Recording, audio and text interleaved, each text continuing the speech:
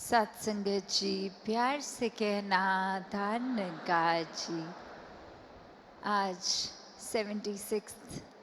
निरंकारी संत समागम के पहले दिन, जहाँ सभी ने ये भाव संतों के श्रवण किए कि कैसे जीवन में जो एक माया से अगर जुड़ेंगे, एक सुकून अगर वस्तुओं को या परिस्थितियों को बनाएंगे, तो वो बदलाव तो आना ही है। और जो आज सुकून दे रहे हैं,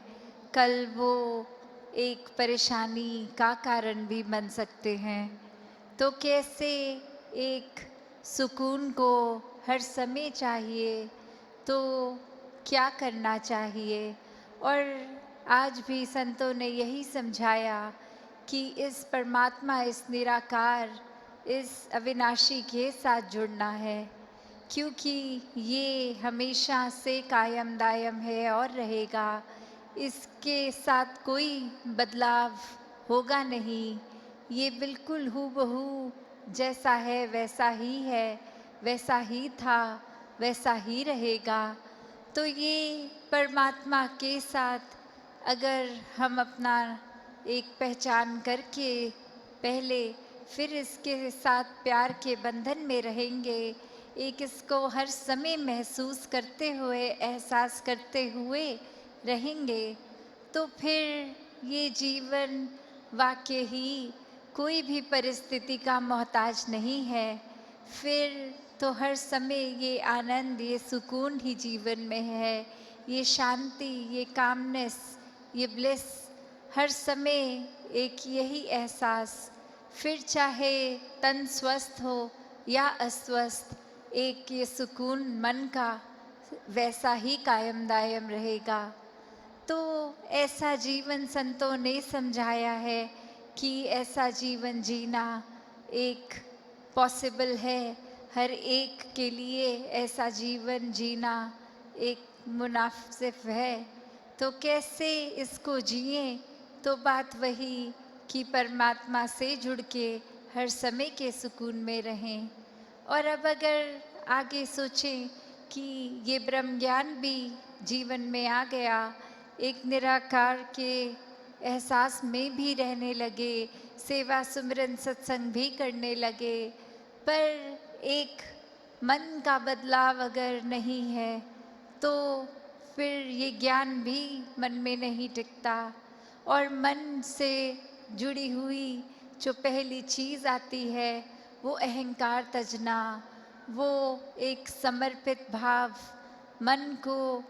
एक अपने होने के इस एहसास से हटना होगा और इस परमात्मा के लिए हमेशा अर्पित रहना है, एक सेवा में अर्पित रहना है। तो ये सुकून यहाँ समर्पित होने के बाद जो मिलता है, तो कैसे समर्पण के साथ सुकून। तो अपने जीवन में जहाँ हम समर्पण की बात करते हैं, तो ये समर्पण कैसा समर्पण है। एक समर्पण सिर्फ ये तो नहीं कि कभी अक्सर जीवन में हम देख लेते हैं, हम कह देते हैं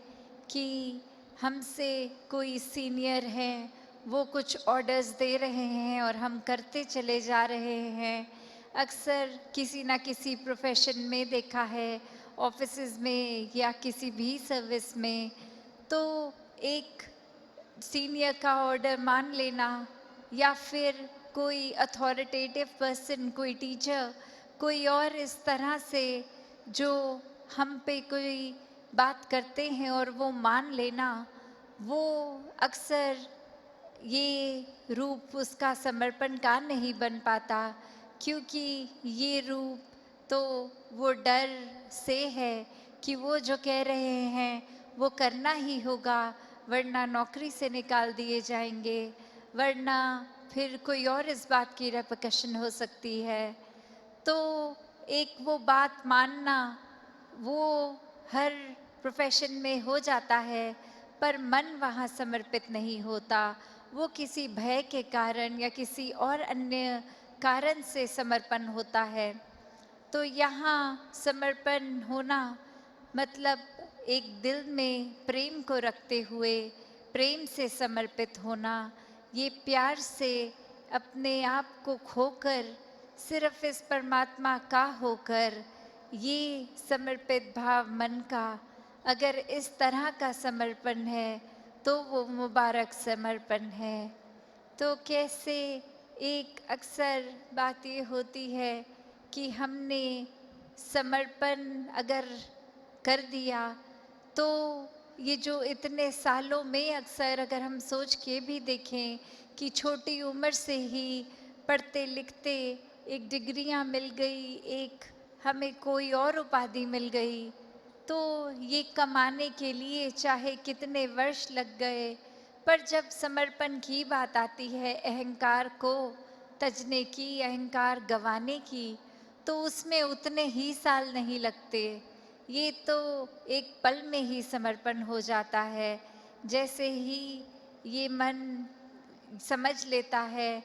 कि ये शरीर मैं नहीं हूँ, ये आत्मा का असली रूप परमात्मा है और शरीर ने तो अपनी यात्रा कुछ सालों में करके इसका एक विनाश हो जाना है,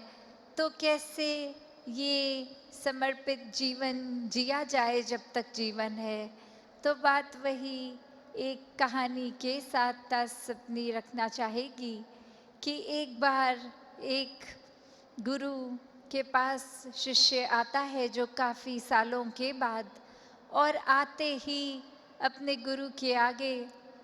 1000 सोने की गिनियाँ दे देता है और ये कहता है कि इतने वर्ष मैंने काम काज किया और बात मन में यही आती रही कि आपके सामने आशीर्वाद लेंगे जब 1000 गिनियाँ पूरी हो जाएंगी, और आज ये बोरी भर के आपके पास ये समर्पित करने के लिए आए हैं और आप इसको कबूल कीजिए। वहीं वो गुरु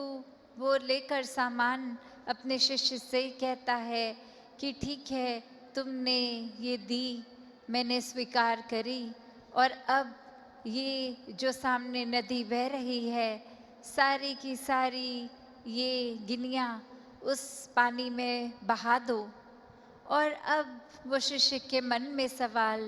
कि क्या ये एक क्या ही बात हुई, इतनी मेहनत जो करी कि गुरु को देंगे और अब वो दे भी दिया, तो उसके बाद वो इसको अपने पास नहीं रख रहे हैं, वो इसको नदी में बहाने को कह रहे हैं। तो वहीं वो सवाल कि क्या फिर वो समर्पण समर्पण था कि अगर एक क्या होगा अब उस वस्तु का, जिस तरह हम देना चाह रहे थे वो उस तरह अपनाई नहीं गई, उसको साथ तो कुछ और ही करने को कह दिया। तो वहीं ये ख्याल जहाँ उस शिष्य को आया और फिर वो अपने मन पे किसी तरह काबू करके, क्योंकि अब गुरु ने कहा था तो वो फॉलो करने के लिए किसी भी सोच विचार के साथ चला तो गया नदी किनारे कि ठीक है, अब कहा है तो ऐसा ही करना होगा।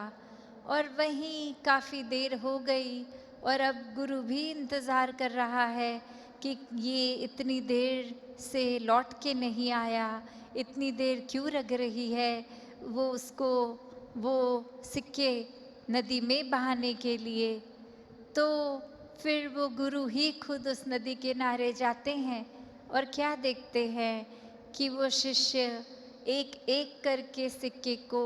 फेंक रहा है, जिसकी वजह से वो बहुत ही देर लग रही है। वो एक बात फिर गुरु समझाते हैं कि ये समर्पण